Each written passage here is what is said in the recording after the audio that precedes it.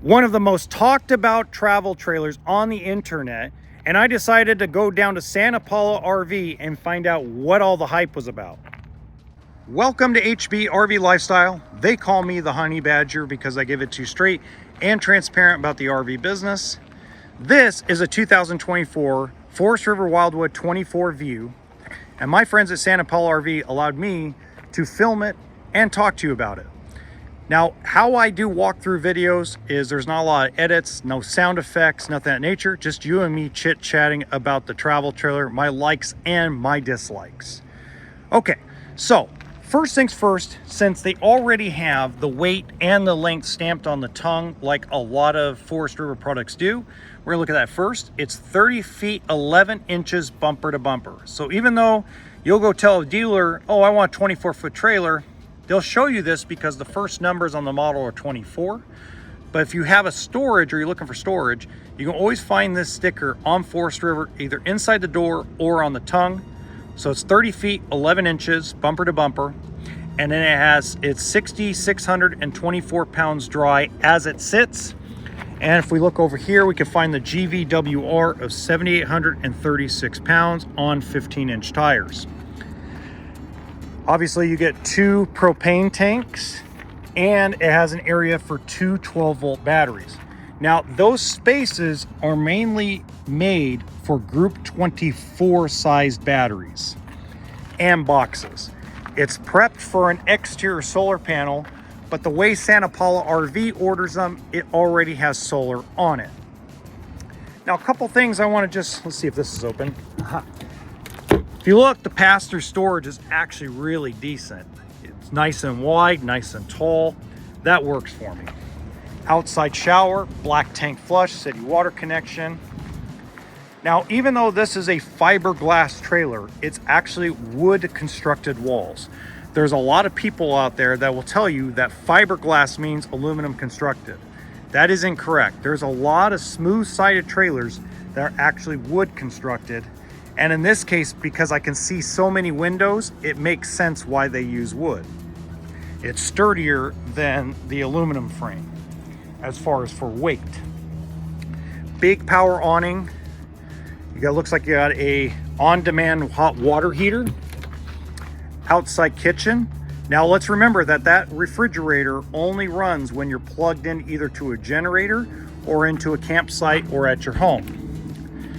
You got power jacks. Let's see if we got enough power. We do. So you just basically hold the button down. They come down. You can see that one.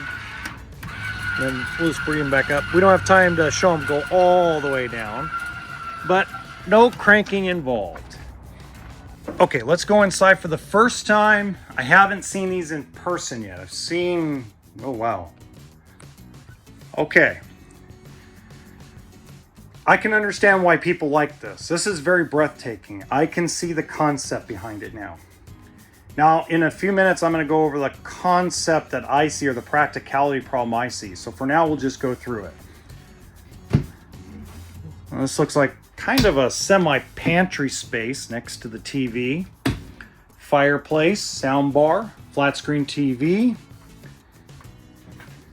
Looks like a big 12-volt refrigerator. It is. 12-volt electric. Again, I'm more of a fan of the propane electric, but to each their own. Looks like you got blackout shades on the windows. Lots of kitchen counter space. It looks like the bar stool areas for the eating. You got plugs on each side. Looks like you have GFI here, USB here. Wow, that's a big oven. See, the California built stuff always has nice big ovens. I do like that. Standard 3-burner stove. Very cool. Small microwave, little popcorn microwave, TV dinner. Not a lot of kitchen storage. Very little. Oof. That I don't like. It looks like that whole area right over there is your pantry, but then you don't have a lot of places for pots and pans and plates and bowls. One-piece sink, that's really nice. Okay, before I go any further, I want to talk about these ones. First, I want to see, hold on.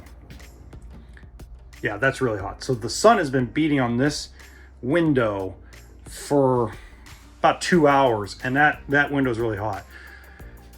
So I want you guys to realize the downside I can see, besides the kitchen storage, is all those windows are going to generate a lot of heat, because especially in the late spring, early summer, when temperatures are going to rise above 75, 80 degrees, lots of sunlight, it's going to reflect a lot of heat in here and probably make your air conditioner overwork.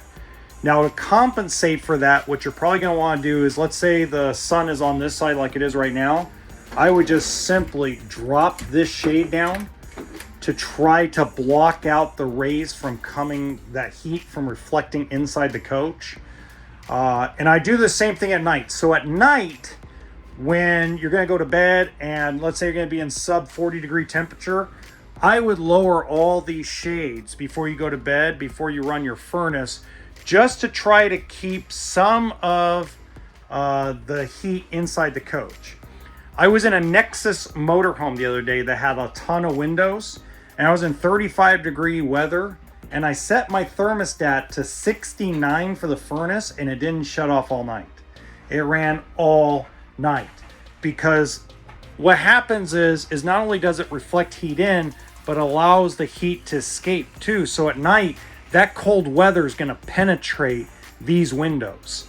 So as much as they're beautiful and they are great, and I love the ambiance, there's no kitchen storage at all, and especially in this floor plan.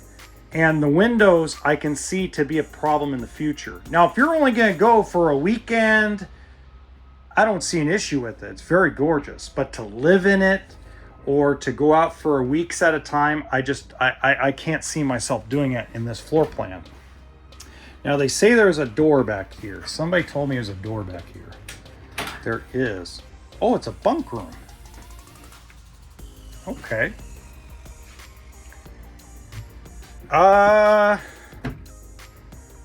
Okay, that's not bad. Not bad storage. So there's a little extra area for things. Oh, look at this. Okay, that's pretty smart. So stuff for kids. You can put their toys and clothes and stuff in there. But this is really tiny. How are you going to get kids in here? You can't get big kids in here. It's for like little kids. And hold on. Okay, wait a minute. So the TV is back here. Now just imagine this. You got the TV plugged in. You're plugged in with little kids. And look at, at least they got the socket covered. But just imagine you got a 4 or 5 year old kid. What's he going to want to do? Put little things back here. I mean, really? I don't know, man. It's cool. I like the concept of it. To me, it looks rad, but practicality wise, I don't know. I'm a little skeptical. Standard bathroom, standard shower. I like that. Looks good. Hey, that's really cool. So lots of chicken wing space around the toilet. See the bedroom. That looks like a king bed that somebody it looks like a foldable down king bed. Ah, okay, I see the concept. So you got a full walk around space, and when you walk around, you can just pull the mattress down. Ah, okay, I see the concept. Okay, that's cool. I like that. That's actually really cool. Hey, standard size closet looks like on each side. So overall, guys, I see the height. It is absolutely gorgeous. Let's see if I can put that back up. I'll do that later. Okay. I can understand the height. It just, to me, it's breathtaking, but it's not practical.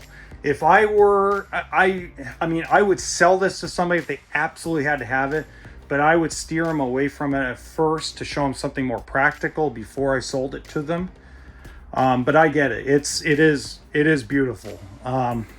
Maybe if I saw a bigger one with bigger kitchen storage, I might be a little more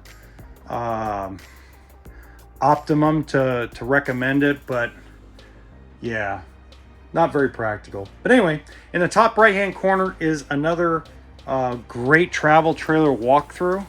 And if you have any questions, you guys know where to get to me. And toolkit and sense of humor.